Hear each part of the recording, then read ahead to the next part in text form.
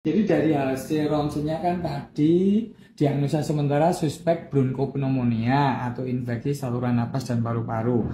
Nah ini dari hasil labnya ini yang merah-merah ini yang nanti jadi titik perhatian. Jadi hasil darah itu gampangnya seperti gini. Darah itu seperti es cendol, tapi ada cendol merah, cendol putih, dan cendol hijau, misalnya begitu. Cendol merah itu sel darah merah.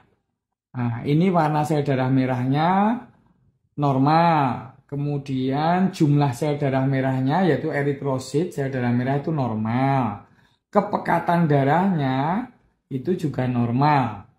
Jadi Mbak nggak anemia. Berarti Mbak kalau lemes bukan karena Mbak kurang darah, karena Mbak demam. Terus kemudian cendol putih itu artinya leukosit. Leukosit itu sel pertahanan atau kekebalan tubuh kita yang menyerang bakteri yang mengatasi peradangan. Nah, leukosit itu ibarat ABRI. ABRI-nya itu ada anggotanya, misalnya ini angkatan laut, angkatan udara. Nah, neutrofil itu kepolisiannya tubuh kita. Limfosit itu ibarat angkatan daratnya tubuh kita. Nah, darah putihnya naik, berarti jumlah total ABRI yang beredar di jalanan atau di aliran darah itu naik. Normanya 4,5 sampai 10.000, ini 11.200. Kalau jumlah ABRI di jalanan banyak itu berarti pertanda ada penjahat yang masuk di kawasan tersebut di tubuh kita. Ketika penjahatnya makin banyak atau makin kuat, jumlah ABRI-nya makin banyak. Nah, ini perlunya nanti dikasih antibiotik, gitu. Nah, dari jumlah ABRI-nya tadi yang meningkat itu terutama kepolisian, neutrofil batang, neutrofil segmen. Kalau polisi muda itu neutrofil batang. Neutrofil batang itu ibarat kepolisian atau polisi yang habis keluar dari pendidikan. Ini beredar agak lebih di atas norma, berarti ada jumlah polisi muda yang banyak di jalanan. Padahal itu baru lulus dari pendidikan, tapi kenapa udah dikeluarkan? Berarti ada infeksi yang mungkin akut. Akut itu barusan masuk lah, begitu kira-kira. Ini namanya pergeseran neutrofil ke kiri, kayak gitu. Neutrofil segmen yang polisi yang udah senior normal, cenderung memang agak di batasan atas ini. Berarti memang ada infeksi akut kemungkinan.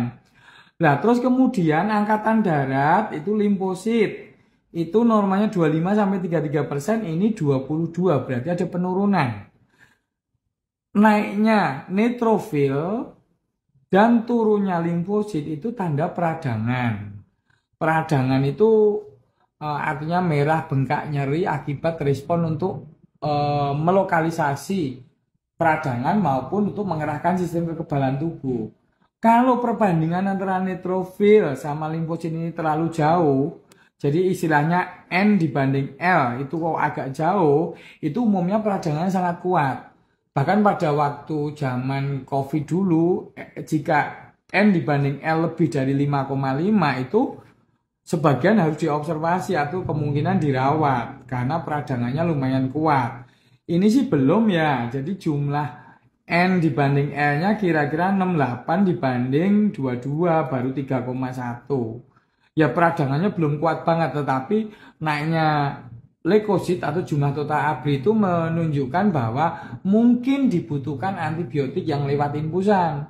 Karena antibiotik yang lewat infusan memang lebih efektif karena langsung masuk ke peredaran darah. Beda yang oral, efektivitasnya karena diabsorpsi lewat lambung dan usus kadang-kadang hanya sekitar 70-80%. Jadi pilihan pertama itu